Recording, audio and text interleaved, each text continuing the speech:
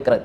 அப்படி ஒரு முன்மாதிரி விட்டு சென்றார். அதனாலதான் மைக்கேல் ஹெஜ்ஹார்ட் என்ற எழுத்தாளர் அவர் தி 100 என்ற நூலை தொகுத்த பொழுது இந்த உலகத்திலே சாதனை படைத்த 100 பேரை அடையாளப்படுத்தி அதிலே முதலாவது இடத்திலே முஹம்மது ஸல்லல்லாஹு அலைஹி வஸல்லம் அவரை வைக்கிறார்.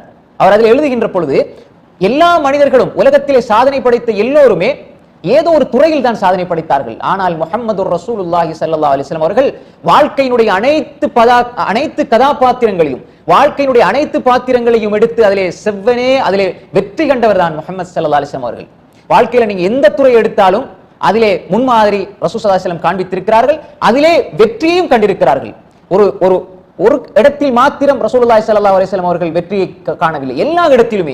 எல்லா இடத்திலுமே ஒரு தளபதியாக, ஒரு இமாமாக, ஒரு அரசனாக, ஒரு அறிஞராக, ஒரு மாணவராக, ஒரு குடும்பஸ்தனாக, தனி மனிதனாக, சமூகத்தில் ஒரு பிரஜையாக, சுப்ஹானல்லாஹ், நற்குணத்தினுடைய உயர்ந்தவராக